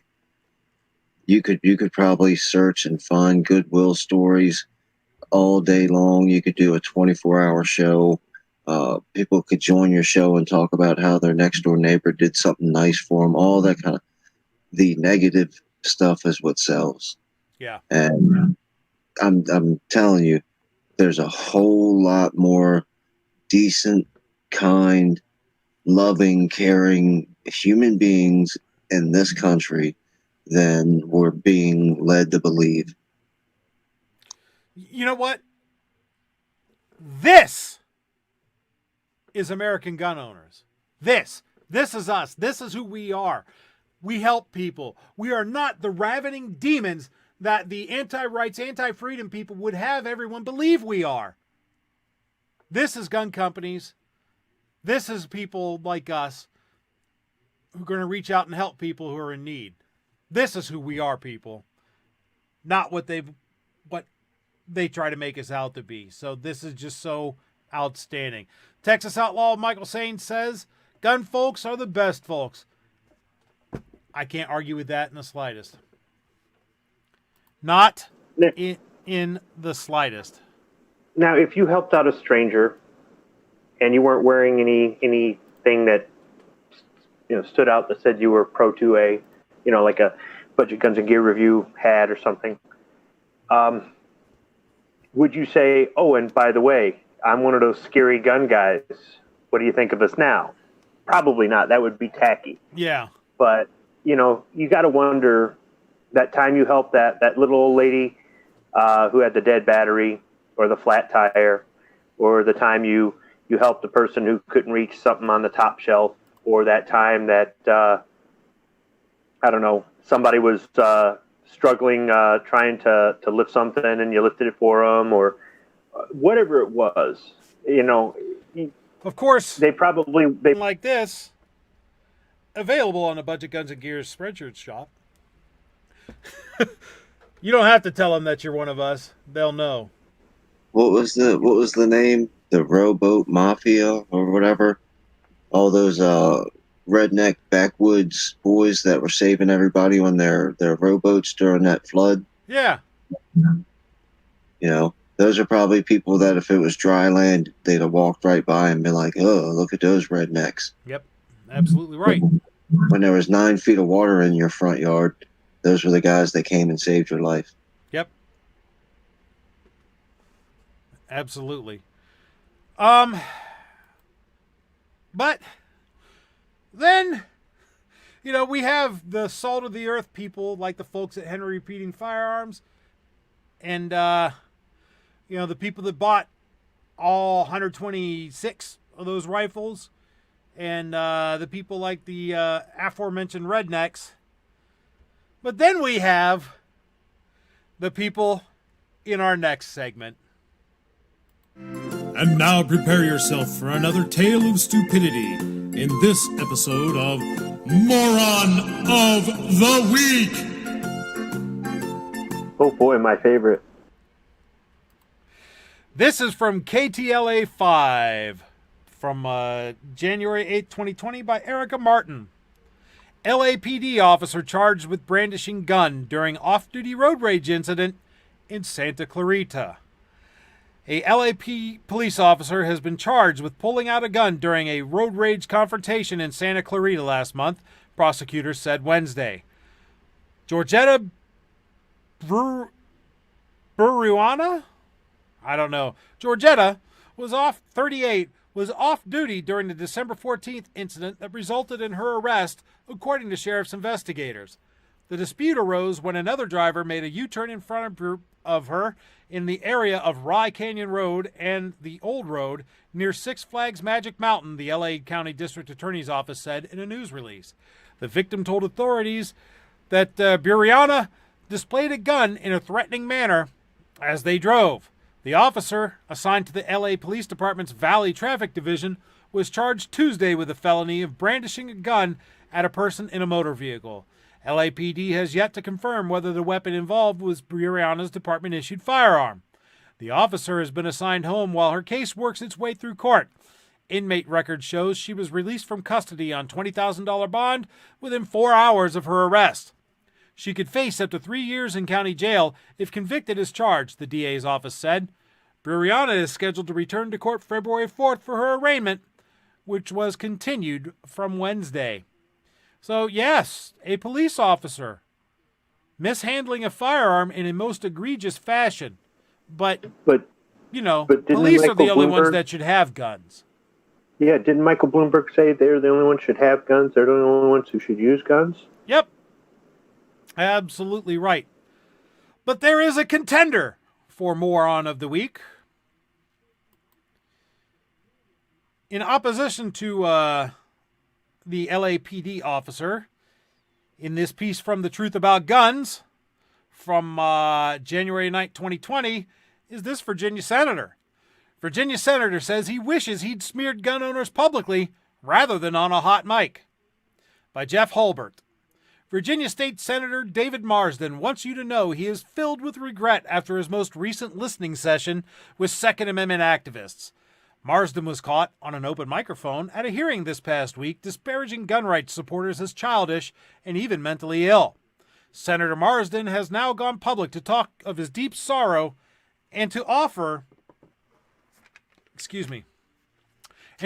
a heartfelt apology. He wants to tell you, right. He wants to tell you how sorry he is for not voicing his smears louder and earlier before his comments were picked up on a hot mic. Wait, what? Yes, Senator Marsden says that rather than have gun rights supporters overhear what he calls a private conversation while chatting with now Virginia House Speaker Eileen Filler-Corn, that name is just awesome. You had to go there again. You really you couldn't wait to say it again. I can only read what the news is. You're going to be walking around tomorrow and just blurt out filler corn. I'm going to. Marsden says if he had to do it all over again, he should have just told off folks right to their faces that day. As witnessed by scores of listeners who were tuned into a budget session live stream, here's what that private conversation that was over here heard this past Saturday. Senator David Marsden, are you going to stick around for the 10 o'clock gun nuts? These people are crazy, Filler-Corn. Yeah, just like little kids. Do you think they'll stay calm? Yeah, as long as we don't respond to them. Yeah, we will get through this. The backlash was substantial, to say the least. Senator Marsden's comments, a liberal anti-gun Democrat representing a portion of the reflexively liberal Northern Virginia region that borders the nation's capital. How ironic. Unleashed a blizzard of scathing phone calls, texts, and emails to him coming from citizens from as far away as the Shenandoah foothills and the Tidewater regions that hug the Chesapeake Bay. So, whether it would be regarded as gutsy or foolhardy, Marsden agreed to explain himself to Vince Coglianese and Mary Walter, the morning hosts on WMAL-FM in Washington, D.C., a station with a signal that reaches well into central Virginia. From that live program, here's Senator Marsden, in his own words, recounting the horror that flowed from smearing gun rights folks as childish and or mentally unstable. I got lit up with every kind of vulgar, obscene, angry email and text. I've been getting calls day and night, obscene, vulgar, threatening phone calls. I mean, we're not talking a couple, we're talking about well over 100. Marsden admits that he was annoyed that some gun rights supporters at the budget hearing spoke out of turn when they heard the repeated, anguished pleas for more gun control. Infringements that would turn the law-abiding into felons. On the air, Marsden denied using the term gun nuts while chatting with House Speaker Filler-Corn, giggity, saying that his actual words were, "This is nuts." But adding this postscript for the radio listeners, these folks are acting like children.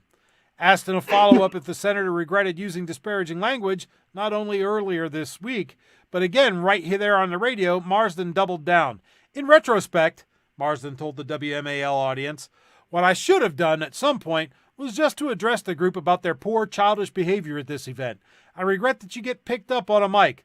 I should have said it to them directly. That you got caught, buddy. Senator Marsden also refused to back away from recent written comments to some constituents suggesting that he regards agitated Second Amendment supporters as being mentally imbalanced or mentally unstable. The behavior of the 2A supporters at the forum was childish and boorish. I appeared at a youth forum in December, answered questions from kids who it was designed for. 80 VCDL members showed up. I stayed 45 minutes after to listen and answer questions. It seemed to go well. In the week after, I received many dozen threats of physical violence and vulgar, obscene texts and voicemail. I'd like to see some proof of that. They were disturbing and indicative of mental health issues among many 2A supporters. I always give up my cell. It is, and they redacted it. Call me anytime and I'll tell you what I think. In retrospect, I should have stated my thoughts publicly. Very disappointed in VCDL and other 2A concerned citizens who behaved so badly this Saturday. What I was telling people was that the responses I was getting were from people who showed signs of having mental health difficulties. The vulgarity, I mean, people calling me up and saying things about my mother and my grandmother and these kinds of disturbing comments that had nothing to do with the issue. This is very concerning. You know what, buddy? I don't know that I would believe anything you're saying on this. Well, you realize Democrats think any town hall meeting or any public event where they speak went well, whether they had people that booed at them and didn't like what they said or not. They have that whole mentality that it went well even if it didn't stick. Yeah. Well, one thing, I listen to that station every day. It's Vince Colonnese in Maryborough. My bad. Yeah. I mean, the only reason I know how to pronounce it is because I listen to him say it all the time. But it's a pretty good station. That's Night Strike. That's the conservative station that you hear about that's popular around here. But Elizabeth Warren did the exact same thing. Some guy got up and kind of shouted at her during one of her little rallies. And after the rally, she called him mentally ill and said that she's not going to engage with people like that. So this is just another sign of what they really think about you. If you disagree with them, you are bad, and you're going to be found guilty of wrongthink. Well, if you disagree with them, you're obviously nuts, therefore eligible for a red flag. That's the whole point behind all this, but I digress. Yeah, On to pressing current business. So there are your choices, folks. L.A. cop who brandished a firearm in a road rage incident, because they're the only ones qualified enough, and or Virginia senator who only regrets being caught on an open mic because, y'all are just peasants and unworthy. So here we go with the panel. Kingpin, L.A. cop, Virginia senator. Who's the moron of the week? Now, was the cop in uniform when she pulled the gun? No. Okay, well, then that clarifies that Bloomberg was right, because if she was in uniform, she was a civilian, so she shouldn't have had a gun. And the politicians in Virginia are all Satanist monsters, so I'm going to vote for the cop. L.A. cop, 1 vote. Night Strike, L.A. cop, Virginia senator. I'm going to go for the Virginia senator that that said things on a hot mic. If you're going to say bad things about your constituents, please make sure the microphone's turned off. Squib, L.A. cop, Virginia senator. The friend of filler corn. You just wanted to say filler corn. Yeah. Wow. All right, folks, this is the part, for those of you who are new to the show, this is the part where you help us decide who won. We got 31 of you watching right now. Go ahead and start voting. Is it the LA cop brandishing or the Virginia senator running his mouth on a hot mic? Who is the moron of the week? Squib, you already voted. Stop that. I'm going to go vote. Okay. No, Budget, you didn't tell us what you picked. I'd do that last. Come on. Kinky says Virginia Thanks, senator. Kinky. Thanks, Kinky. Enrique says LA cop. 9 Millimia says Virginia senator. Midnight 7 Wonders is not one of the candidates. Texas Outlaw says Virginia senator. So far we got 5 for senator, 2 for cop. Virginia Patriot, senator. Midnight, cop. No guy that comments you cannot write in yourself.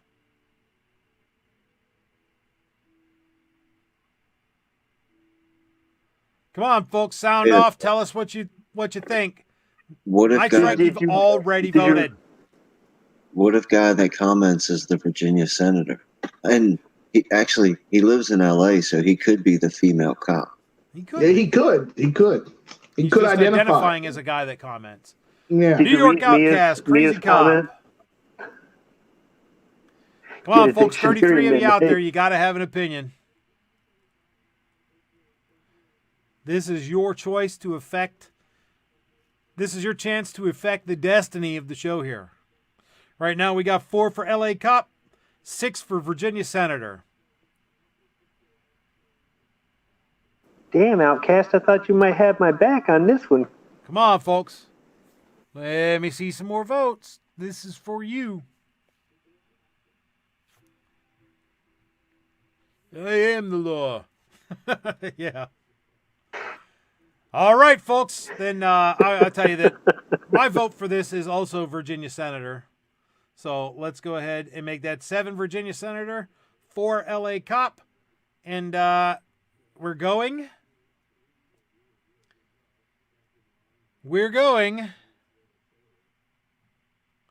And we're gone.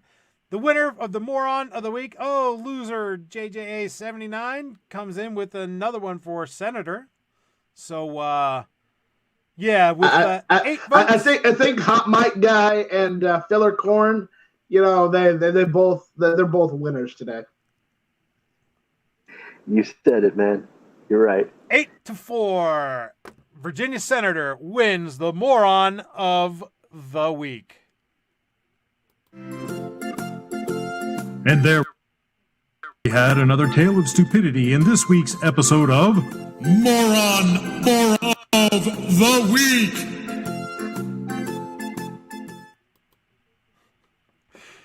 Oh, I'm really, really digging that segment. I like it a lot. I think I may have to have you do a thing for me to where you do the whole reverberating voice like that. Uh-huh. I may need to contract you for that. Okay. No problem. You've worked yourself into a job. Woo! Yay! And now, last but most certainly not least, what is Roll Call 219's most favoritist segment, Self-Defense Shoutouts. For those of you who are new to the show or who have never stuck around to the end, Self-Defense Shoutouts are not where I'm relishing the proposition that the bad guy has won the room temperature challenge by taking a dirt nap. It is where I, in fact, am relishing in the proposal that the good guy had the means, method, and opportunity to avoid taking the room temperature challenge at the hands of the bad guy. Because despite what the mass media would have you think, good guys with guns stop bad guys with guns all the time. All right. TheIndieChannel.com. Columbus police investigating after homeowner kills alleged intruder. 2020 by Daniel Bradley. Police are investigating after a man allegedly shot and killed a home intruder early Saturday morning. According to information from the Columbus Police Department, officers were dispatched just before 1 a.m. to a house in the 2000 block of Home Avenue on a report of a shooting. When police arrived, they found a house with multiple gunshot wounds. Homeowner told officers an unknown man with a baseball bat confronted him before he allegedly shot the man with a gun. To Columbus Regional Hospital, he was dead. Next up is from Detroit.com. If my internet doesn't stop acting up. This is intruder doesn't heed home. Detroit homeowner's warning, gets shot. Man tries door. Detroit. Reported early Friday when a homeowner shot someone trying to get in his back door. Williams said he was watching a movie inside his home on Goddard Street when he heard something. I heard a bang, and I knew it wasn't the sound from the headphones. So I take the headphones off, and when I take my headphones off, I hear someone trying to kick in my back door, he said. Williams said he called police, grabbed his rifle, and went to the door. He said a man was trying to cut his screen door. I yelled out, "You about to get shot! Get away from my door!" It didn't bother him. He got even more relentless, he said. I said, "Well, I got to get him before he gets me," so I fired a shot through the door. Williams said the intruder yelled ouch and said he was going to get his gun, but police arrived before he could do so. The intruder is at a hospital, but he will be headed to jail when he recovers from being shot. William believes the man has targeted his home before. A week earlier, he broke in my garage and stole my lawnmower, he said. I'm glad he's off the streets, It's something somebody else won't have to worry about.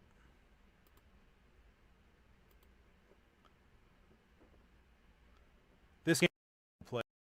If it is, that's awesome. I want to move there. This is from WECT.com. Monkey Junction homeowner shoots man during break-in, police say. Staff, January 6, 2020.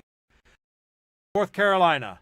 A homeowner shot a suspect who was breaking near the Junction area Monday afternoon, according to the Wilmington Police Department.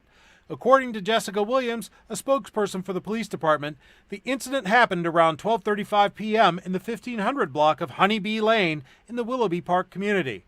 Police said the victim arrived home and found her front door ajar. When she entered her home, she heard someone moving from room to room. The homeowner grabbed her handgun and confronted the suspect, identified as 37-year-old him.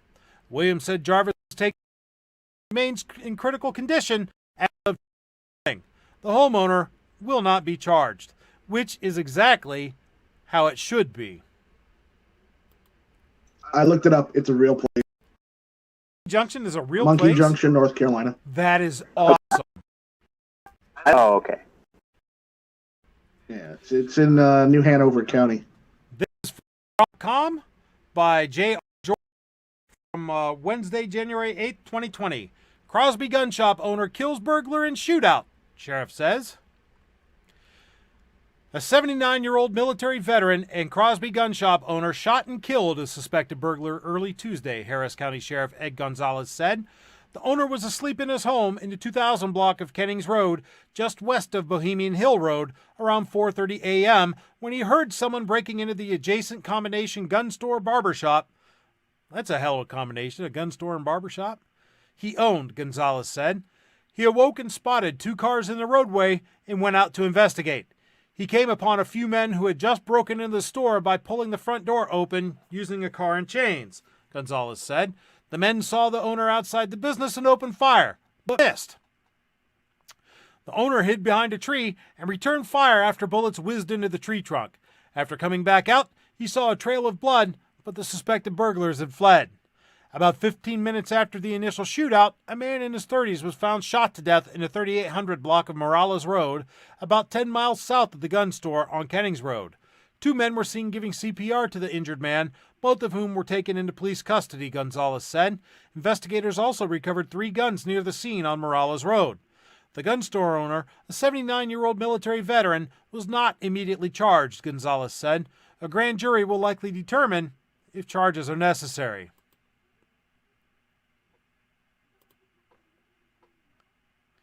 And last, but most certainly not least, this is a piece from Breitbart. No charges for homeowner who killed robbery suspect in broad daylight. This is from January 10th. No charges are being filed against a Pascagoula, Mississippi homeowner who shot and killed an armed suspect Wednesday in broad daylight. Breitbart News reported the shooting, which occurred just before noon. The Pascagoula police reported the homeowner shot and killed the suspect after allegedly catching him in the act of burglarizing the home.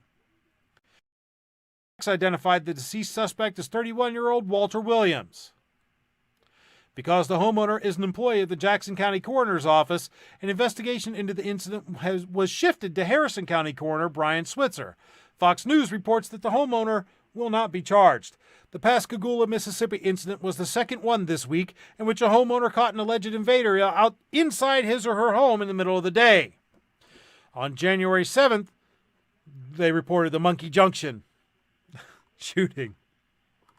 So there you have it, folks. Several instances where, despite what the mainstream media would have you believe, the good guy with a gun did in fact stop the bad guy with a gun. And that's time now, folks, to roll up the sidewalks and fold up the awnings. Monkey Junction. What's that? The good guy with a gun killed took care of the bad guy with a gun. Monkey Junction. Monkey Junction. That's right. I'd like to thank my esteemed panel for stopping by and being part of this conversation tonight. Kingpin, is there any last words of wisdom you'd like to leave us with, or anything you'd like to plug? No. Thanks very much for having me. Always a great show. Always welcome to stop by. Night Strike, anything you'd like to leave us with, sir? I mean, I know you got stuff to plug, dude.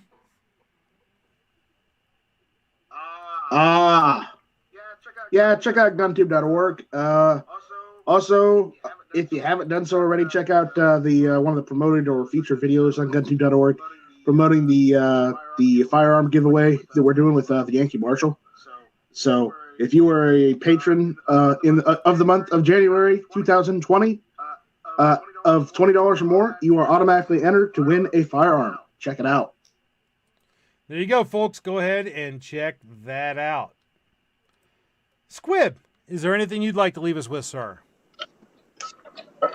Yeah, you gave me a great idea for a business.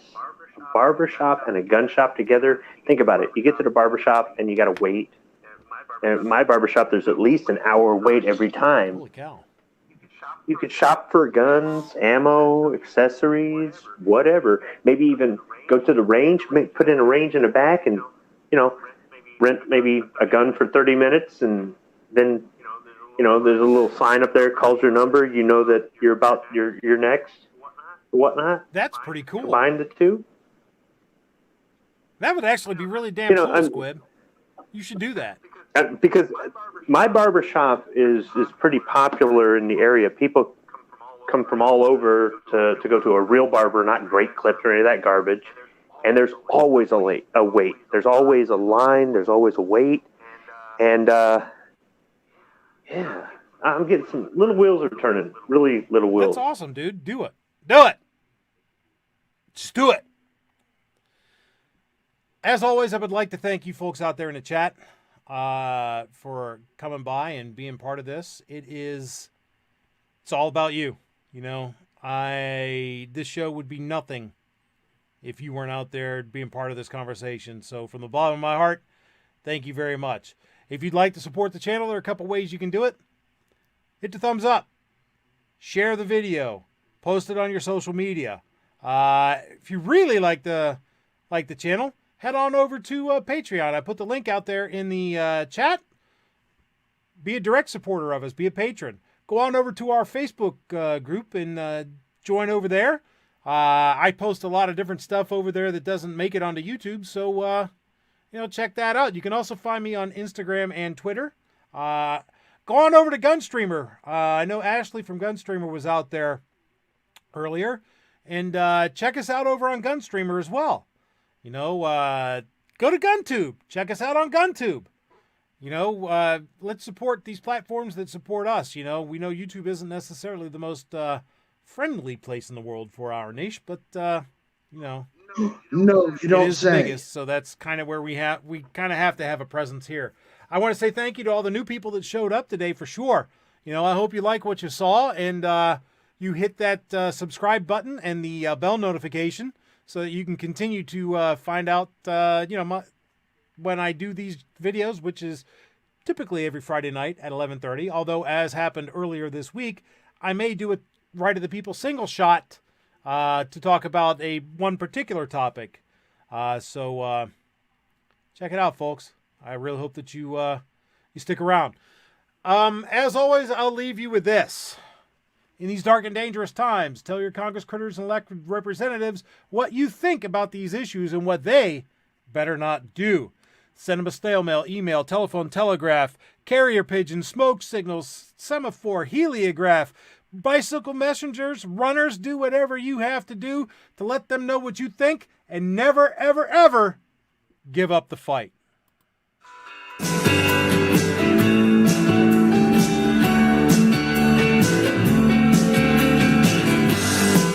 What is this elevator?